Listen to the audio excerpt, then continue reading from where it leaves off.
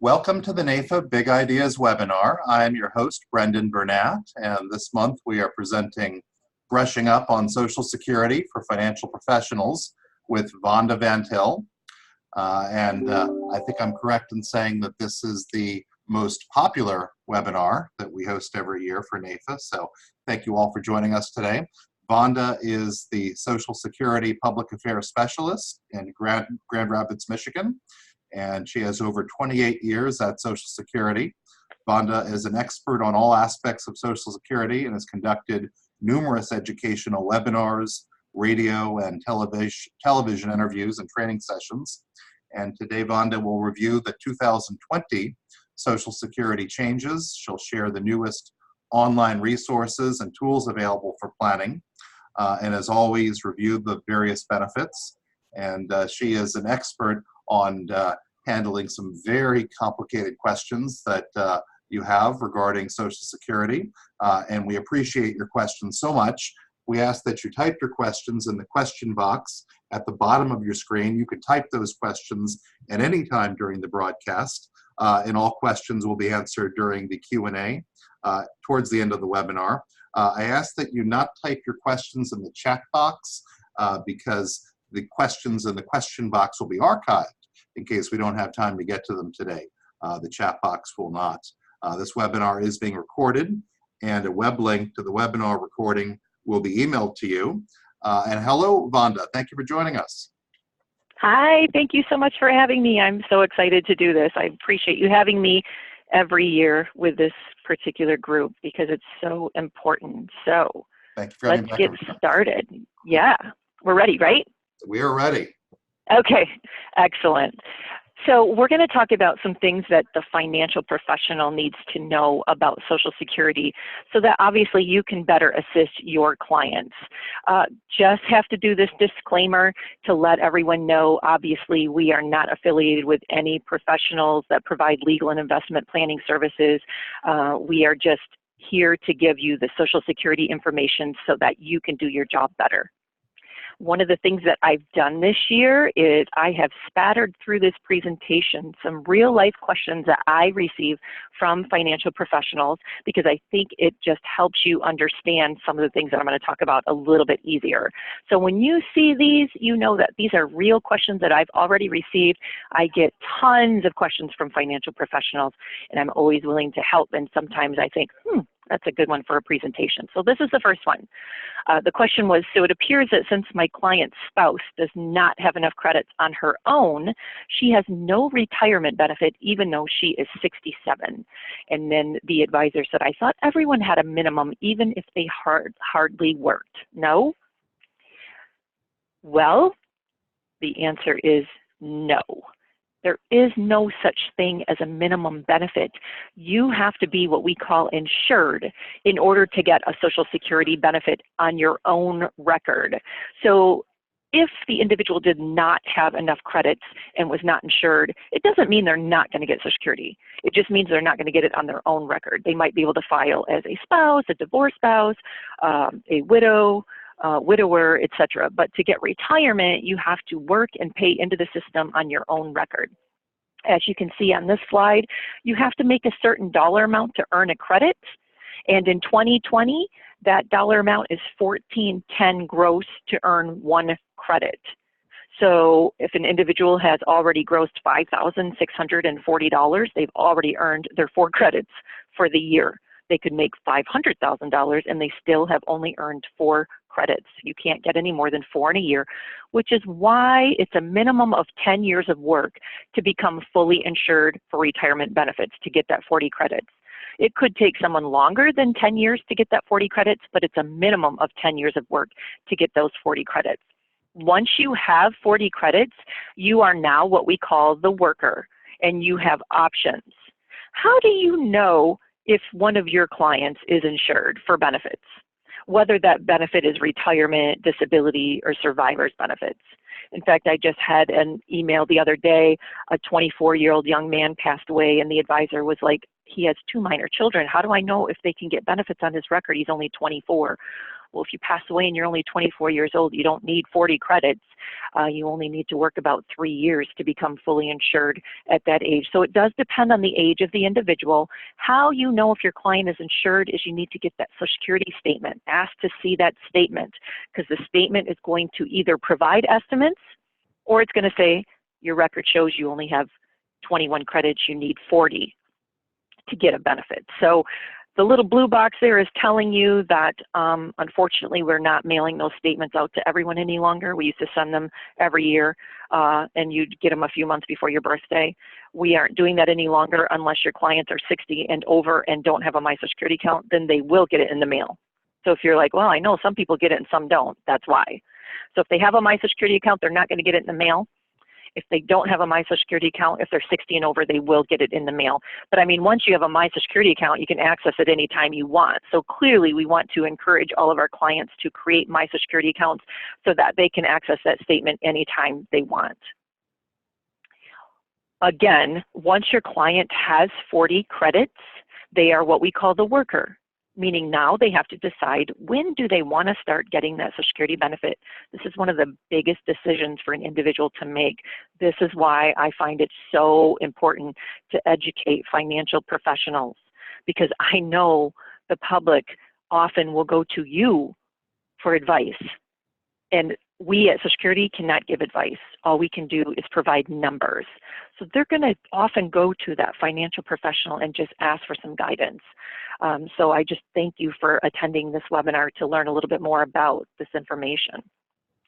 As you can see, one's full retirement age is completely based on their year of birth. I don't think this is anything new to most of us. So if somebody was born in 1958, that means they're turning 62 in 2020. That means they're 62 in 2020. They actually are now old enough to think about, do I want Social Security or not? If they were born in 1958 and they want Social Security when they're 62, as you can see on this chart, their benefit would be 71.7%. If they want their full benefit, what we say 100%, they have to be 66 and 8 months old. If they file after their full retirement age, they're going to get a little bit of an increase in their benefit for every month they delay filing. And that increase is equivalent to 8% a year.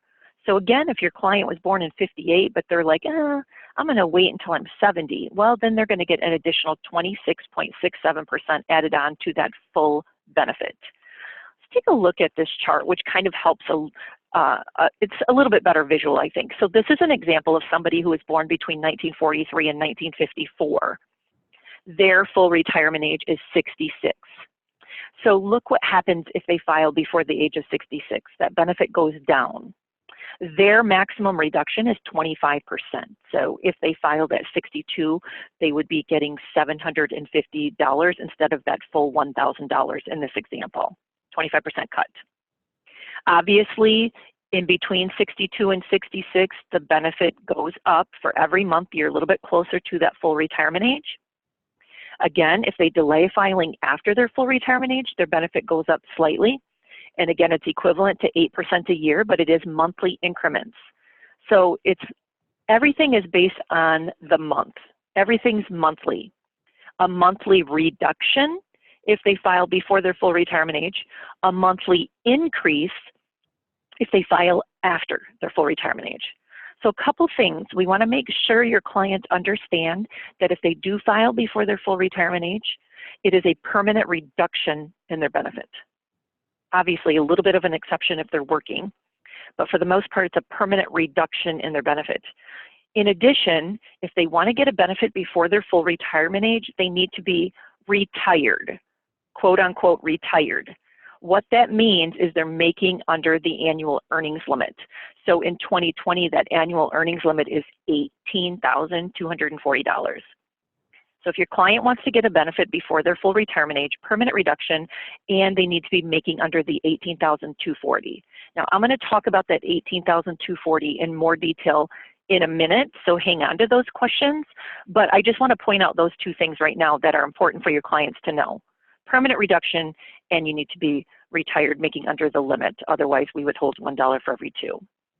The best way to obtain the most accurate Social Security retirement estimate is not to use the estimates on that statement that I was talking about earlier.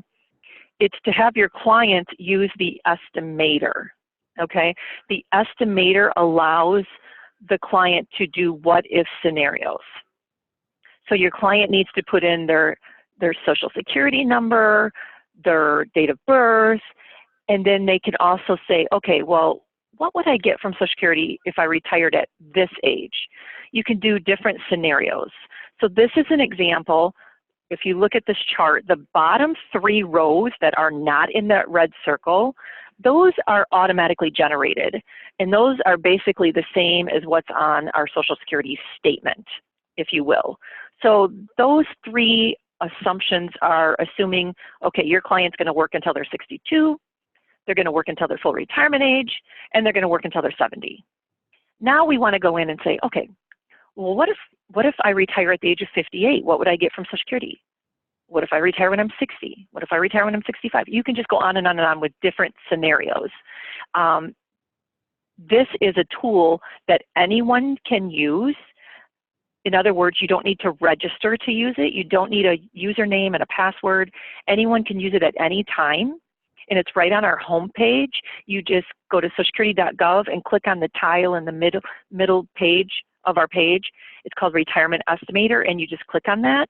Now, you can't do it for your client, but you can do it with them.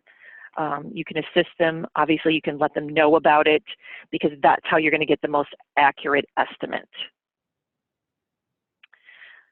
So we just talked about retirement, the full retirement age, the impact of filing early, the impact of delayed filing, and then how to obtain an accurate estimate. We're going to move into spousal benefits, which can be very misunderstood.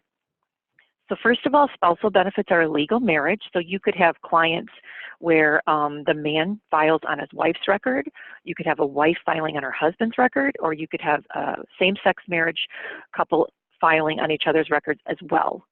So it's just a legal marriage.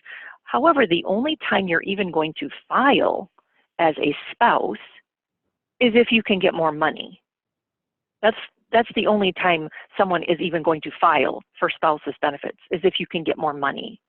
Now, as you can see on that first bullet point, the most you can even get is 50% of the workers on reduced benefits. So just stop right there. We'll just look at that first bullet point, 50% of the workers on reduced benefits. So, you know, if my husband's full benefit is $3,000, the most I can get on his record as his spouse is half of that, which is $1,500.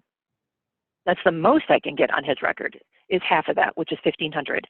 And then second bullet point, that is reduced if I file early. So if I want to file at 62, I'm not going to get that full $1,500. It's going to be reduced. Third bullet point, I can file for spousal benefits on his record if my own retirement benefit is less than half of my husband's. So in other words, let's say I did work outside the home, not a whole lot. I have 40 credits, and my own benefit is only, you know, $900. Well, if my own benefit is only $900 and half of my husband's is $1,500, then clearly I can get even more on my husband's record. I could get an additional $600.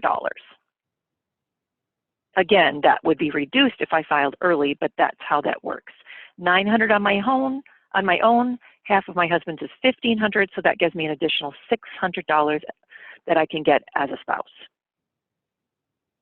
Fourth bullet point, if I have worked outside the home and I have the 40 credits and my own retirement benefit is going to be more than half of my husband's, then I don't file as a spouse. So, I mean, I have worked my whole life and my husband has worked his whole life. There's no way my benefit is going to be less than half of his, and vice versa. So I will just file for retirement on my own record when I'm ready, and he'll file for retirement on his record when he's ready. There are no spousal benefits to consider because no one's benefit is less than half of the others. And the last bullet point, if I actually did file for spousal benefits on my husband's record, it would not reduce his benefit at all. Okay, let's take a look at how divorce benefits work. So everything that we just looked at A spouse has to be 62 or older. And so if I want to file for spouse's benefits on my husband's record, I have to be 62 or older, and my husband has to file. That's key. Same for divorced spouses. If I'm an ex-wife, I have to be 62 or older. I have to be married for at least 10 years prior to the divorce taking place. I can't be remarried to someone else. And again, I'm not going to file on my ex-husband's record if my own retirement benefit is more than half of his. You don't file unless you can get more money. So if you see the bold statement, second to the bottom, there is the big difference between a spouse and an ex-spouse. I mean, obviously the divorce is a big difference, but if I'm married, I can't get anything on my husband's record until he files. If we are divorced, so we've been married for over 10 years prior to the divorce, and we've been divorced at least 2 years ago, my ex has to be 62 or older, but does not have to file in order for me to get benefits on his record. That's a big difference. So again, if they're married, you can file on your own record for retirement, but you can't get spouse's benefits until your spouse files. But if you're divorced and you've been divorced for at least 2 years, your ex just has to be 62 or older. If I did file on my ex's record, it would not affect his benefit at all. If he's currently remarried to someone else, it wouldn't affect her benefit either. Again, you have to be married for at least 10 years prior to the divorce. So, you know, let's say I have 2 ex-husbands out there and I was married to both of them for over 10 years and I am currently unmarried. I can file on the higher of the 2. It doesn't have to be the most recent marriage. I can file on the higher of the 2.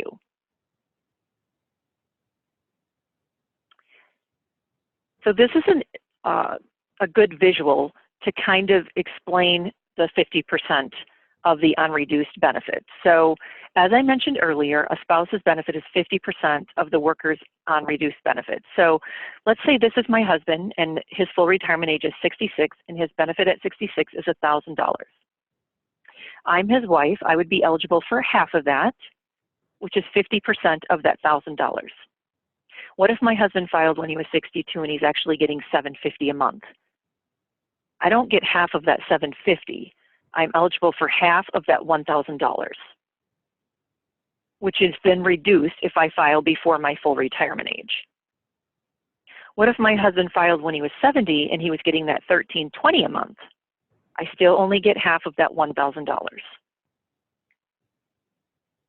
And again, I can't get anything on his record until he files. The only exception, of course, is if you're divorced. Okay? Here's a question. If my client files early for her own retirement benefits, can she switch over to her husband's record once he files and collect 50% of his benefit? So I was unsure if I should include this or not, but I got the same question twice today. So I'm like, okay, we're including it. We have to talk about this. I get this question so often. So basically, this is a situation where the woman has 40 credits and she files on her own record, say at 62. She can't get anything on her husband's record because her husband doesn't want to file yet. So she's just filing and she's just receiving her reduced retirement. So the question is, once her husband finally files, will she then jump up to half of his benefit? And the answer is no, she's not going to get half of his benefit if she took her retirement portion early. And I'm not going to go through this too much detail because I know this is a lot. And if you're participating on this webinar on like your smartphone, you're probably like, oh my gosh, I can't read all this. This is just an illustration of how she's not going to get half of her husband's. And I don't want to go through this in too much detail, but I just want you to be aware that this is going to be in, you know, this presentation. If you want to look at it later, maybe freeze the screen and look at it later. She will not get half of his because she took her retirement portion early. And I do have all of the math to show you how that works, and you can look at that later, but I just want to give you that heads up on that because I get this question so often that I just felt like it was important to explain that. Client question, and this is on a filing strategy. My client is 68 years old, born in 1952, but my client does not plan on retiring or filing for Social Security retirement benefits until he's 70. However, his wife is filing for her Social Security retirement benefits beginning in January of 2020. Can he file for just spouse's benefits on her record in January and switch over to his own retirement when he's 70? I'm sure that you've heard about the Social Security filing strategies and how they're going away, and they are going away, but this is an example of someone who can take advantage of the strategy. The answer is yes. He can file for just spouse's benefits on his wife's record in January. Why in January? Because she filed in January. So she's getting a benefit, so he can now file for just spousal benefits on her record, and when he's 70, he can switch over to his own and get all of those delayed retirement credits added onto his retirement benefit. So he could have done this at his full retirement age, but he wasn't eligible because his wife hadn't filed yet. So he had to wait for his wife to file, which is why he's finally doing this when he's 68 years old. Once his wife filed, yep, he can do it. Why can he do it? Because he was born before January 2nd, 1954, and that's the key date. He was born before January 2nd, 1954. And I always hear this from financial professionals. They're like, oh, you know, we're finally in 2020, so we're probably not going to be running into anyone that's eligible for this strategy any longer. So I included that question to let you know, you'd be surprised at how many people might still be eligible for that filing strategy. So I just wanted to throw that example in there. And that, yes, that's a real life question and a perfect explanation of how one can take advantage of this strategy. And the URL for where that's on our website, I provided in that slide. So just so you know, that is also on our website. Okay, we're going to talk about how a Social Security retirement benefit is calculated. I can tell you that the public does not understand this. When I do my retirement webinars for the public, one of the poll questions I ask them is, how many years do you think Social Security uses when we compute your retirement benefit? And every single time, the majority say 10 years. They think that we use 10 of their working years when we calculate their benefits. That's not true. You have to have 10 years to become fully insured, a minimum of 10 years, but we use 35 years. And it's very different than 10. So the first thing that we do is we take an individual's wages over their whole lifetime, and we take their work and put it all in today's dollars. And then after we put all of their work in today's dollars, then we're going to pull out the best 35 years. And then we're going to figure out what is their average monthly wage in today's dollars. So this is actually, it's a fact sheet that we have. Like if I did a face-to-face presentation, I would provide this fact sheet. Or, you know, if you're working with someone, you might want to print it from the website. It's a wonderful visual on how we calculate a retirement benefit. So the left-hand side is the front of it, and the right-hand side is the back of it. And this is a fact sheet for an individual born in 1956. Okay, so we don't have our one printed yet for people born in 57.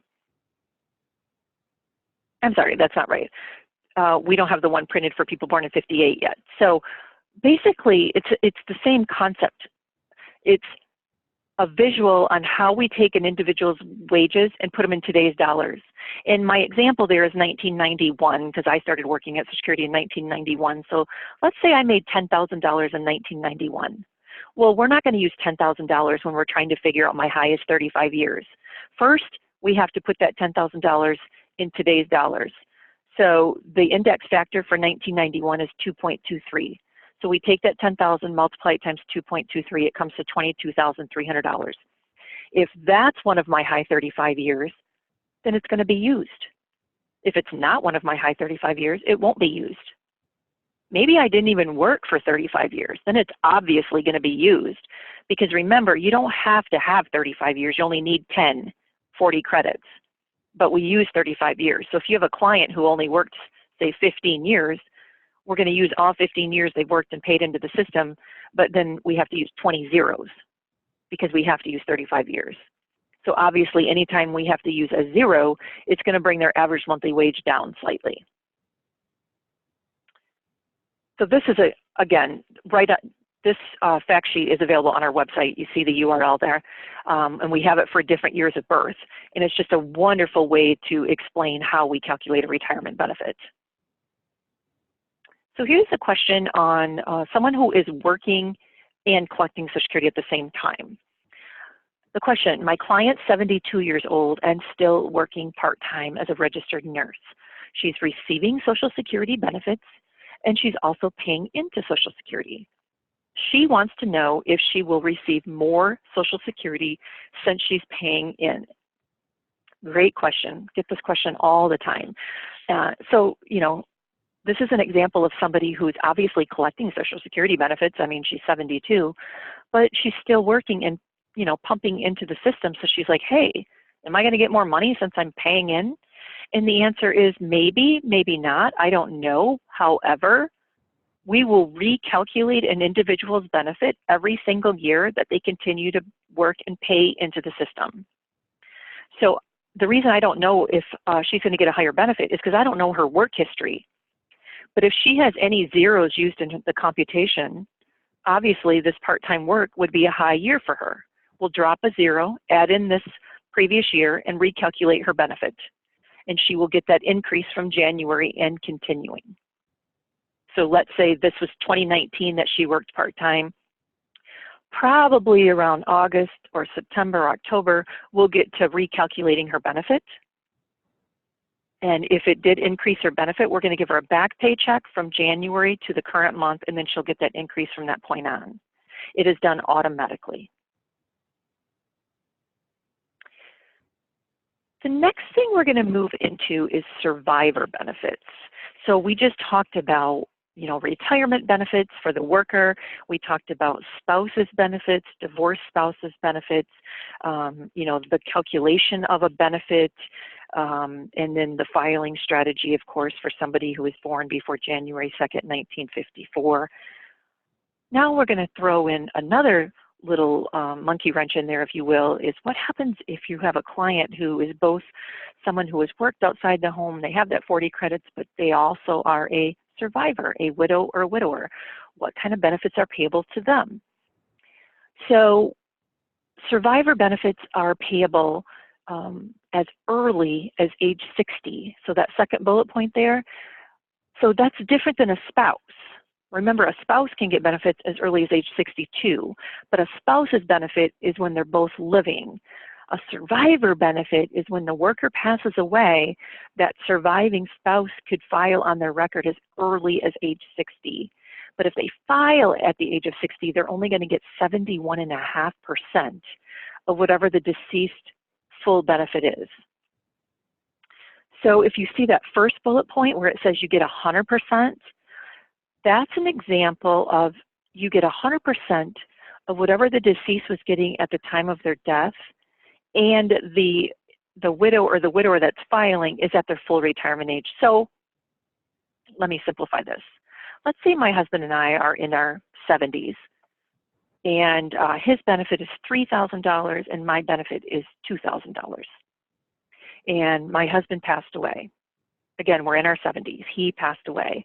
Well, I'm going to drop my $2,000 and I'm going to switch over to his record and get the $3,000 that he was receiving. I get 100% of what he was getting at the time of his death. I get 100% because I'm past my full retirement age. You don't get both, you're going to get the higher of the two. So if I passed away first, he's not going to switch over to my record. He's just going to continue collecting his benefit, and my benefit just stops. So that's an example of that 100%. So if the survivor is at their full retirement age, they get 100% of what the deceased was receiving at the time of their death. That is so key for financial professionals to understand, because when you have a client who's deciding when to file for retirement benefits, they also need to remember that when they apply is going to directly affect how much their widow or widower can receive if they pass away. So if my husband decided to file at his full retirement age, that's the benefit I would be due if he passed away. If my husband decided to file before his full retirement age and take a reduced benefit, he's passing that reduced benefit on to me if I received widow's benefits. On the flip side, if my husband waited until he was, say, 70 and collected the maximum benefit, that's the amount he would be passing on to me if I filed for widow's benefits on his record. So when you file for retirement, benefits directly impacts what that eventual widow or widower can receive later. A widow or widower can remarry after the age of 60 and continue to collect that survivor benefit. That's the last bullet point, and that is key. Many people don't know that, so that's very important. Here's a question related to that topic that we just discussed. My client is receiving a widow's benefit on her deceased husband's record. She has never filed for retirement. Okay, so she probably filed as a widow, as early as age 60, never filed for anything on her own record. So in September of 2020, she is going to be 70. At that time, she wants to stop getting that widow's benefit and start drawing her own retirement benefit. Can she do that? So this is an example of her getting a reduced widow's benefit. I mean, if she filed at 60, she got almost a 30% reduction in that survivor benefit. In the meantime, she never filed for retirement. So if she switched to her own at 70, does that mean she would get her retirement plus all of those delayed retirement credits? Yes, that is what that means. She absolutely can do that. So when you have a client who is both a retiree and maybe they're also a survivor, they have some options to think about. They can file for one benefit and switch over to the other later. So for example, just this morning, I had a question from a financial professional, and he was saying, could she file for reduced retirement benefits now, and then her husband was terminally ill, so the question was, even if her husband passes away in the next several months, does she have to file on his record when he passes away, or can she wait? And the answer is she can wait. She can continue collecting that reduced retirement benefit, and then when she's at her full retirement age, then she can file as a widow, and then she would get 100% of his benefit. And if he never filed for Social Security, then we're just going to figure out what his benefit would be today, and she'd get 100% of that benefit. So here's the earnings limits in the beginning. I remember that one chart I said, hey, if your clients want to file early, number one, it's a permanent reduction. Number two, they have to be retired, meaning making under the earnings limit. Well, here's the earnings limit chart. So a couple key points to remember here. These are earnings limits for anybody getting a benefit other than disability. So the number one question I get is, hey, my client's going to get widow's benefits. Does she have earnings limits? Yeah. Anybody getting a benefit before their full retirement age is subject to these limits. That means retirement spouses, divorced spouses, surviving divorced widows, widowers, they all have these same limits. So the first row talks about under full retirement age. The limit in 2020 is $18,240. If somebody makes more than that limit, we withhold $1 for every $2 that they make over that limit. Now, if you have a client who wants to collect Social Security, say, mid-year, keep in mind that we don't care about how much that person made up until the month they want their benefits to begin. So, let's say you have a client who's going to retire in June. They can make $500 grand from January to May. We could care less. But starting in June, if they want to get a Social Security benefit in June, they have to make under that monthly limit, which is $1,520. It's in parentheses below that $18,000. They have to make under that monthly limit. So when I say make under that monthly limit, we're only interested in earned income. So W-2 income because they're working somewhere, or Schedule SE because they have their, their own business. They have self-employment.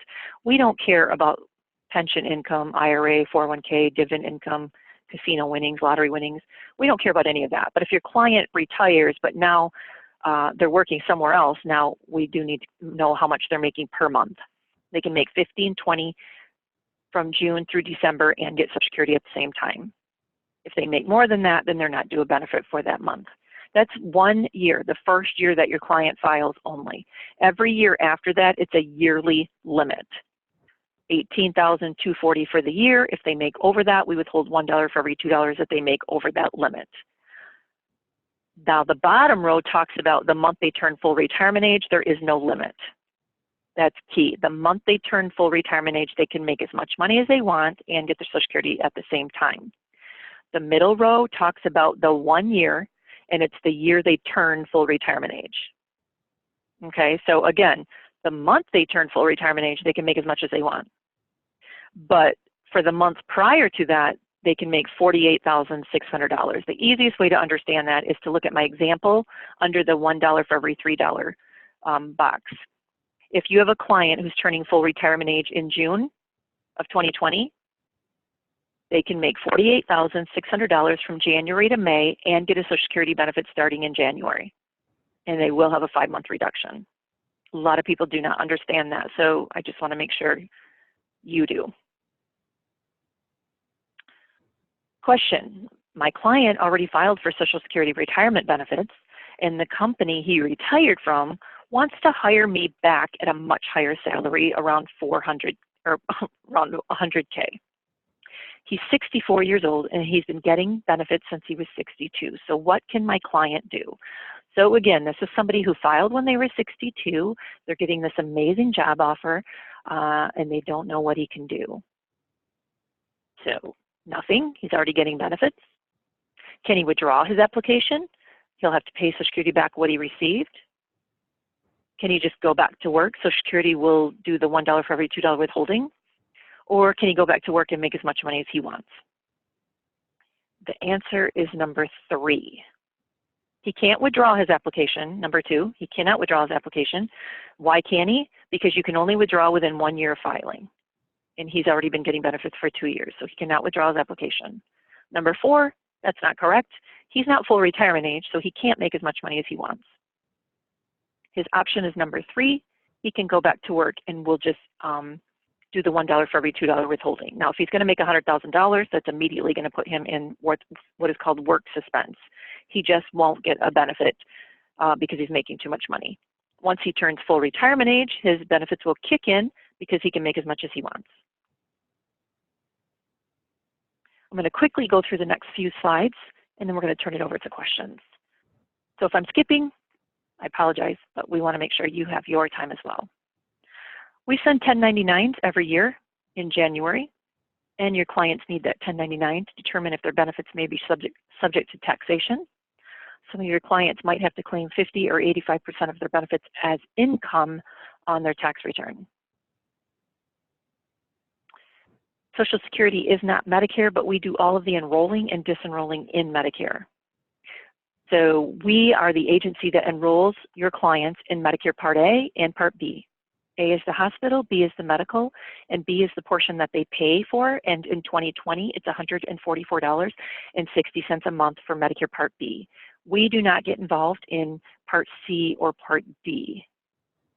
The reason I'm talking about this, my recommendation to financial professionals is, unless you are like an insurance expert and you know all about the enrollment periods for Medicare, I would not make too many recommendations on when your client does or does not need Medicare. I would send them to Social Security because there's penalties if they don't do it properly. What I want to just have a quick discussion on is what you're seeing here on the chart is some people pay more than the standard Part B premium for Medicare. And I know financial professionals get involved in this because typically you have high income clients and they get a letter in the mail saying, hey, you're going to be paying more than the standard premium because of your tax return. So in 2020, clients were getting letters based on their 2018 tax return. And this is for 1 year.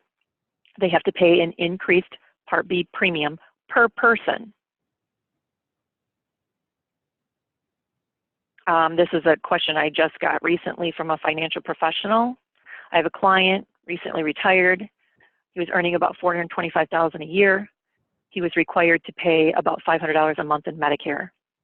Now that he's retired and no longer earning that level, will the premiums be reduced? Possibly. We have what's called a life-changing event. So that That client can fill out this form, which is right from our website, indicate the life-changing event was due to retirement, and tell us the adjusted gross income estimate, and we will make some adjustments accordingly. When your clients are ready to file for benefits, the easiest, fastest, most convenient way to do so is online at our website. It is not a requirement to do it online, but we do recommend it. If they don't want to file online, then they do need to call that 1-800 number and make an appointment. We have representatives available to speak to your clients between 7 a.m. and 7 p.m. on business days to make that appointment. However, if they're filing for a survivor benefit, they cannot make that appointment. They cannot file online, and they definitely need to make an appointment for that. Everything else can be done online. I'm going to quickly go through a couple resources on our website. My Social Security, I talked about it in the beginning. Please recommend to your clients to create a My Social Security account. That's how people are doing business with Social Security. So I would highly recommend that you make that a point for all of your clients to create an account. I'm not going to go through the whole process with the My Social Security. I think we're all familiar with it. We do have a brand new calculator within the My Social Security account. This is what the results look like for that calculator. This calculator allows an individual to indicate the age they're going to retire. It has to be 62 or older though. And it allows them to input an age that they want to collect. So just a heads up on that. And then this slide here talks about a Social Security speaker. So oftentimes after the NAIFA presentation, I will get questions like, you know, is there someone like you in my service area that I can turn to? And the answer is yes, there probably is.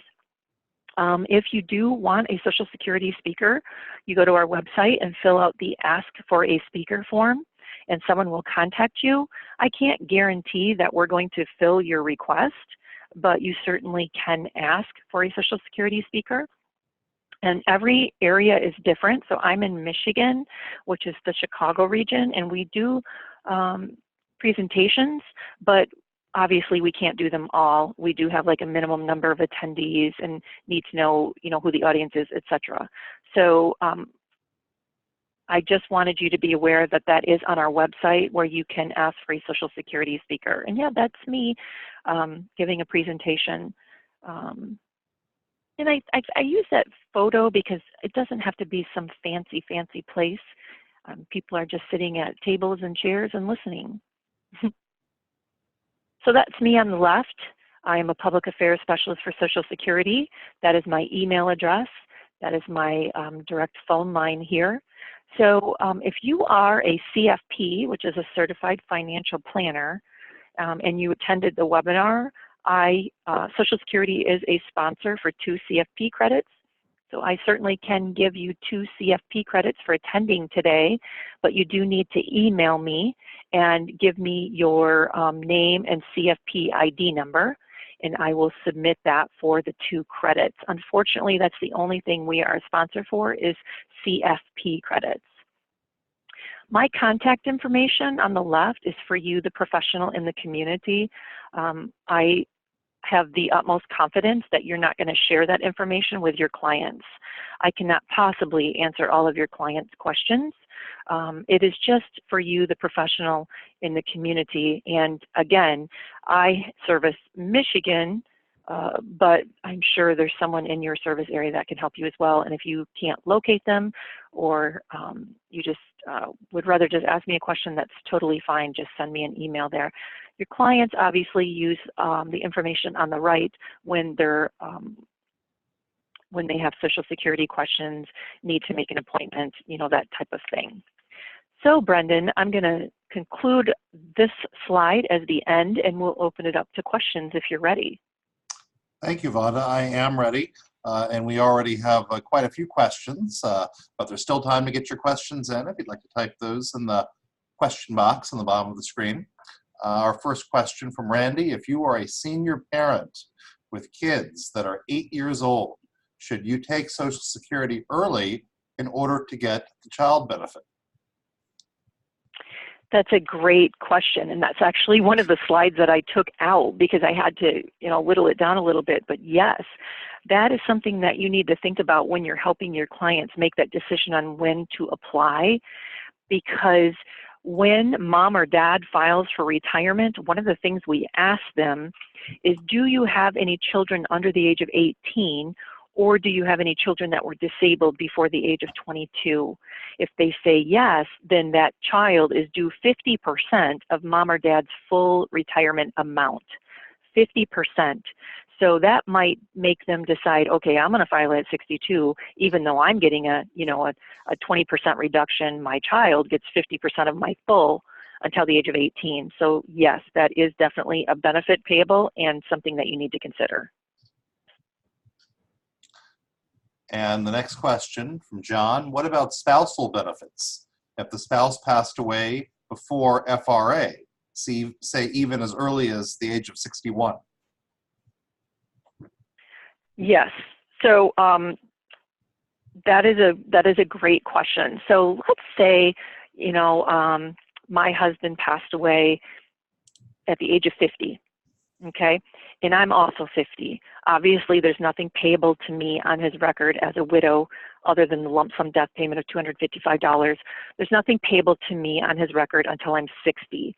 Now I'm 60 and I'm ready to file for a widow's benefit on his record, but the question is then how much would I get? I mean, he died when he was 50. He never even filed for Social Security. What we do is we take all of the years that he has worked and paid into the system and calculate his benefit, put it in today's dollars, and then that is the amount that I am eligible for, depending on how old I am when I file. If I did file at 60, I'd get 71.5% of whatever that benefit ends up being. So it's not the 35 years when someone dies at a young age. We're just going to use all the years they've worked and paid in prior to passing away and then put that into today's dollars.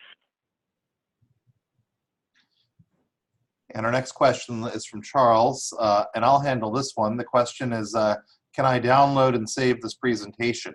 And the answer is it is being recorded right now. It will be available for streaming on YouTube, and we'll email the link to everyone who participated today so that you can easily view and review this webinar on YouTube. Will you explain what the family limits are on Social Security and how it is calculated?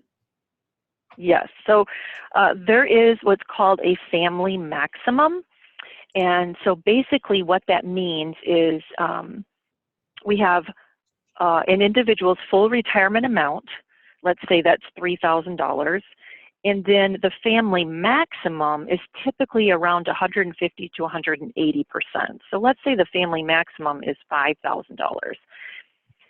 If I had, say, 3 minor children, in fact, I just got this question this week as well. A 63-year-old had triplets who were 12. So the question from the professional was, how are they going to get benefits? Well, if there's 3 minor children, they're not going to be able to each get 50% of dad's full amount because it's going to exceed the family maximum. So I would take that $5,000 family maximum, subtract dad's full benefit from that, which is $3,000. That leaves me with $2,000 left to pay the 3 minor children. So no, they're not going to get 50% each. We're going to take that $2,000 and divide it by 3, and that's what they each would get until the age of 18. So that's how that works. And this next question from Todd, I'm so amused by this because Vonda, you and I were discussing this before the broadcast.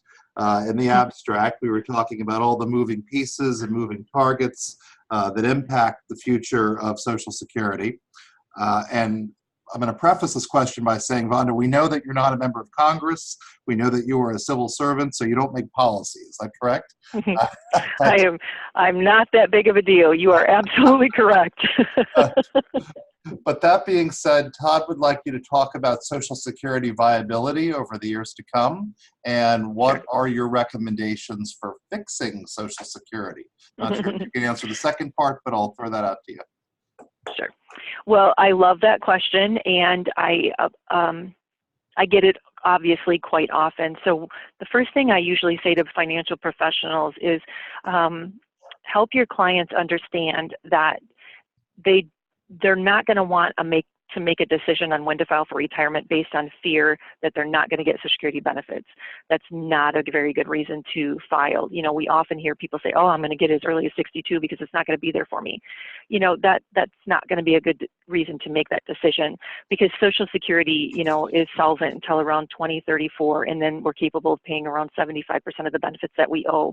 And what I always say is, you know, they're not going to eliminate Social Security. It's the most successful domestic government program that exists today. Over half of our elderly would be living in poverty if they eliminated the system. So they need to make changes to it. And as Todd was saying, you know, can I recommend some suggested changes? And I can't. Obviously, there are so many different options out there and tweaks to the system. What I say is we want them to make changes to the system sooner rather than later, so that one generation doesn't get hit real hard with those changes. But, you know, just confidently tell your clients, you know, Social Security is going to continue to be solvent into the future. The changes are not going to affect our current or near beneficiaries. It'll be the younger generation. So don't base a decision on fear.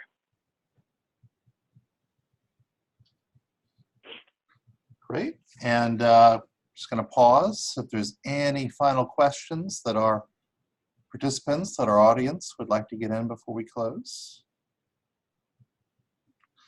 All right. Looks like we do not have any further questions. Oh, I was wrong. I spoke too soon. We have a comment from John. Great presentation. Thank you, John, and thanks for joining us today. Really appreciate it. Yeah, thank you so much. We do have a question from Randy. Can you explain bend points? Bend points, yes. So without getting into too much detail on how we actually calculate a retirement benefit, every year we have what's called bend points, where it's a 3-tiered system on how we compute a benefit.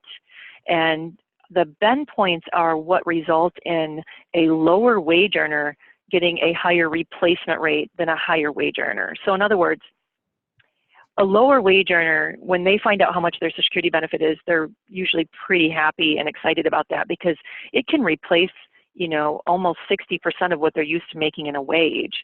Whereas a high wage earner, when they get their Social Security retirement benefit, it's only maybe going to replace, you know, say 20–30% of what they're used to making in a wage. And the reason for those replacement rates are because of our bend points.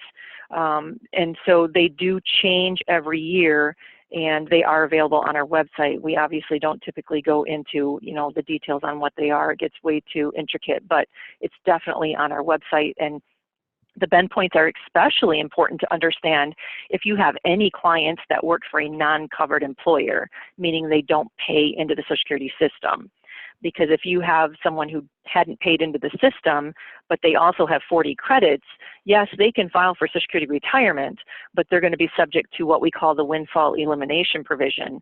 And that is a change in the bend point percentage. So we always go through the bend points when we talk about the windfall elimination provision. And like the state of Ohio, their employees don't pay into the system. So they have a lot of windfall elimination provision beneficiaries in that state. Hopefully that helps with the bend points. And are you able to name just a kind of a benchmark range of a salary where someone would experience a huge drop off down to that 20 or 30% once they retire, or is that too hard to pinpoint? Well, I mean, our high wage earner, for example, we have a maximum that you pay into Social Security. So, you know, we will see people who have made the maximum benefit their whole life. I mean, the maximum taxable earnings their whole life. So, for example, in 2019, the maximum taxable earnings was $132,900. In 2020, it's $137,700. So I'm sure you are going to have clients that have always exceeded the maximum taxable earnings every year in their working lifetime. Well, they're going to get the maximum benefit, which means their replacement rate is going to be, you know, pretty small compared to what they're used to making in a wage. And the maximum benefit, for anybody listening and is wondering about that now, the maximum Social Security benefit for somebody turning full retirement age in January of 2020 is $3,011. Now, there's people getting more than that, but that's because we have the delayed retirement credits that we add on. But for someone turning full retirement age in January of 2020, it's $3,011 is the maximum. And we have a question, I think this is somewhat of a tech support question for the Social Security Administration. I have quite a few clients who are locked out of the website. I assume that means the Social Security website. Can you provide a solution to this problem? Well, that's a great question, and one that I skipped because of time, but I will tell you what they need to do. First of all, over 50% of the public is unable to create a My Social Security account. And, you know, it could be because they have a credit freeze on their record, they've had different address changes in the past, their name doesn't match, they can't answer the questions. And unfortunately, after 3 attempts at the quiz on our website, the alternative is for them to visit a local Social Security office.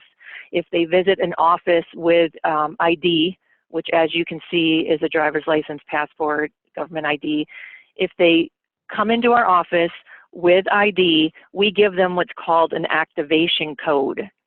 The activation code allows them to override all those security questions, and they just go to our website. There's a button that says enter activation code. They just enter the code and they now can create a My Social Security account. And again, anybody that visits our office, if they're visiting us for a replacement Social Security card or inquire about benefits, they should always ask for an activation code so that they can create a My Social Security account when they get back to their residence, because it's a lot easier than answering all those security questions. But unfortunately, you can only get that code if you visit a Social Security office, and we will give you that code in a letter. So hopefully that helps.